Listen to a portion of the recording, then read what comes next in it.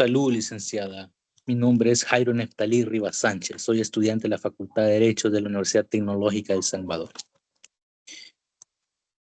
Y en esta ocasión hablaré acerca de los requisitos de los títulos valores en relación de orden internacional. Pero para empezar a hablar exactamente el tema, debemos de conocer qué son los títulos valores, ¿verdad? Y el artículo 623 del Código de Comercio salvadoreño nos menciona, ¿verdad?, que los títulos valores son documentos necesarios para hacer valer el derecho literal y autónomo en el que ellos se consignan, ¿verdad? Ahora bien, existen tipos de títulos valores y estos son los propios e impropios. Cuando hablamos de los impropios son aquellos que no están destinados a circular, ¿verdad?, exclusivamente, sino que para identificar quién tiene el derecho de exigir la prestación. En cambio, los títulos valores podemos poner ejemplos como el bono, el cheque, etcétera, ¿verdad? Ahora bien, los requisitos de los títulos valores en el Estado de El Salvador lo encontramos en el artículo 625 del Código de Comercio, en el cual nos menciona, ¿verdad?, que debe de seguir las formalidades siguientes, como es el nombre, el título del que se trate, fecha y lugar de emisión, las prestaciones y derechos en que el título se incorpora, ¿verdad?, el lugar de cumplimiento y el ejercicio de los mismos, ¿verdad?, y la firma, ¿verdad?, del emisor, obviamente, ¿verdad?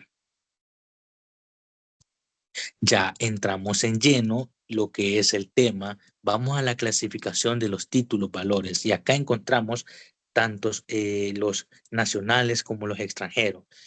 Es importante pues identificar cuáles son los salvadoreños y cuáles pueden catalogarse como extranjeros, ya que es importante distinguirlos y los cuales van a regirse de conformidad a las leyes salvadoreñas, los nacionales obviamente, y cuáles de acuerdo a la ley extranjera, que obviamente estamos hablando, valga la redundancia, de los extranjeros, ¿verdad? O sea que tiene importancia, ¿verdad?, por los conflictos de la ley y espacio, ¿verdad? En primer lugar, podemos decir que los títulos nacionales son aquellos que se emiten dentro del territorio del Estado de El Salvador. Luego, los extranjeros, estamos hablando que son aquellos emitidos fuera del territorio de El Salvador, ¿verdad? Y bueno, en el Código de Comercio, ¿verdad?, en el libro tercero, título segundo, capítulo 12, nos regula, ¿verdad?, los títulos, valores nacionales y extranjeros, ¿verdad? Y tiene el epígrafe de los títulos, valores en relación del orden internacional, ¿verdad? Y acá empezamos, ¿verdad?, con los títulos, valores de relaciones de orden internacional con el artículo 920 del Código de Comercio, ¿verdad? Que nos habla de la capacidad para emitir en el extranjero, ¿verdad? Los títulos, valores o celebrar estos actos en el que ellos se consignan cuando hayan de producirse efectos en el territorio nacional y que se determinan de conformidad a la ley del país en que el título se emita o en el acto que se celebre, ¿verdad? El artículo 921, ¿verdad?, nos menciona acerca de la validez, ¿verdad?, del título valor, ¿verdad? Aquí, pues, esencialmente, la validez de un título valor y la forma de los actos consignados, ¿verdad?, en el mismo, o de las obligaciones y responsabilidades que derivan de ese título o de los actos, ¿verdad?, que se realizan y determinarán igualmente por la ley de un lugar donde el título se emita o el acto se celebre, ¿verdad? Volviéndonos a recalcar lo mismo. Pasamos al artículo 923 del Código de Comercio, en donde nos menciona cuándo se consideran válidos, ¿verdad? Este artículo prácticamente nos hace referencia, ¿verdad?, cuando pueden producir esos efectos en el territorio, ¿verdad?, de El Salvador, estos títulos y actos consignados en ellos que llevan los requisitos de las leyes de la República de El Salvador.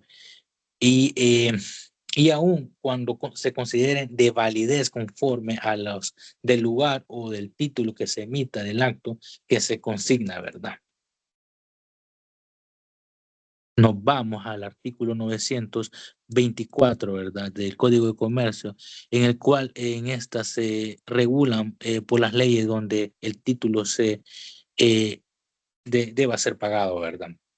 Prácticamente el artículo 924, ¿verdad?, nos menciona de esos efectos de un título valor en el acto, ¿verdad?, que aparezca en el mismo y que serán regulados por las leyes del mismo, donde el título debe ser pagado.